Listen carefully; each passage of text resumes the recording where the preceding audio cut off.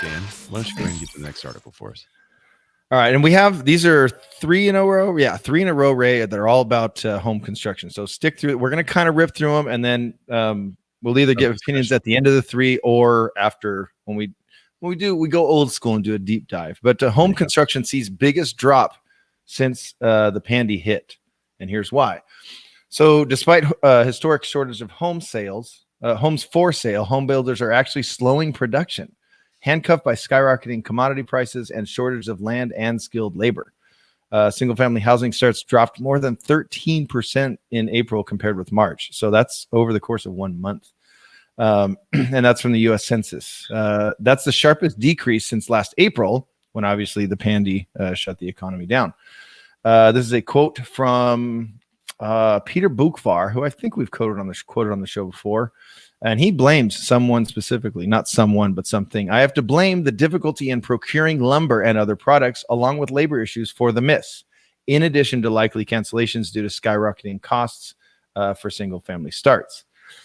Prices, new and existing homes, are at record levels, and the increases are accelerating at the fastest clip in over 15 years. Nearly half of all builders say that they are adding escalation clauses, which someone mentioned on the show. Not just for new construction, but they mentioned it last week, just for construction projects. Like, hey, you get 2 weeks at this price. If we don't start, it may change. But they're adding escalation clauses to their sales prices because of rising material costs, according to a recent survey from NAHB. This is a quote: escalation clauses specify that if building materials increase by a certain percentage, for example, the customer would be responsible for paying the higher cost. Including such a clause allows all parties to be on notice that the contract costs could change if material prices change due to supply constraints outside of the builder's control. And that's from a recent NAHB post. The NAHB estimates that the increases in lumber alone has added $36,000 to the cost of building, not to the price of the home, but the cost of building the average single-family home. So, but there's an interesting one we have coming up in a couple articles that still boggles my mind. Well, the whole thing, I mean, we've talked about escalation clauses in the past, but normally it's been in the context of when a buyer is making an offer on the property, doing an escalation clause to beat a bidder, to be the top bidder. I'll beat it by $1. This is a different escalation clause. You know, it's, hey, we may have to raise prices if the prices of materials continue to increase. The cost of your build's going to go up, and we're not going to swallow that cost. And that's we're going to rip through these next 2 articles, but what do you think that's doing to buyers? Like, no, I want to buy new construction, but wait, it might be $14,000 more than I offered. Like, and I have to agree to that in a contract. That's kind of like signing a blank check, isn't it? Yep. And one of the main reasons why the cost of these builds are such a big deal is because they are making up 26% of our new inventory. So it is a good time. Let's see, this next article says, it's a good time to work in a new home niche as new home construction becomes more attractive. Home shoppers since the pandemic. I should have said the pandy. So more than a quarter, 25.7% is the actual number there. And this article comes to us from magazine.realtor. So it's the Realtor magazine. Here's a quote from Taylor Marr, Redfin's lead economist. He says, building homes has become more attractive and profitable during the pandemic due to record low mortgage rates and red hot home buyer demand.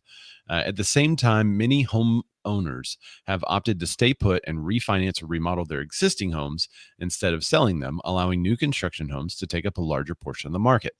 So basically, he's saying that it's not the reason why there's 26% of the market going to new construction is not the influx of so much new construction, but it is the lack of existing homes hitting the market.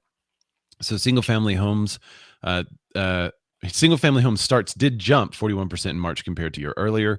But again, that number is compared to when people were shutting down and locking down during the pandemic. So it doesn't really tell us that there was a jump in the number of homes that are actually going to be available. It just says there's more than last year. And we all know that's a weird number. So meanwhile, the number of existing homes for sale fell 28% in March compared to a year ago. Now that is interesting. Number of existing homes you would think last year would have been less. As people were starting to get locked down, they would take their home off the market. That's not what happened. There were some that took their home off the market, but we're still lower than that. So Wow. I was just numbering. I was just running some general numbers for our market, and we're 50% lower than where we were last year on the inventory. So it's a lot lower. And that's why the new construction is making up a bigger portion of the market. Every builder I talk to is super busy. They're looking for land, which is, did we talk about the land article? No, No, I mean, so there was yeah. one article that didn't make the cut. And it was talking about the builders having trouble finding developed land that was ready to build on, and how that was kind of adding to some of the delay. Yeah. And I have a buddy that we're going to get on the show eventually when we, Yeah.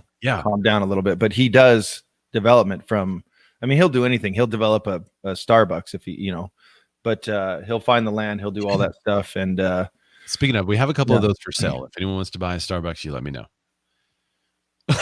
Didn't you sell a mini mall kind of in the last couple of years? No.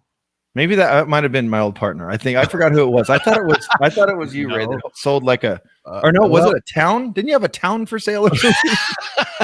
You could buy a town for what some of those. Maybe that's what it was. Yeah.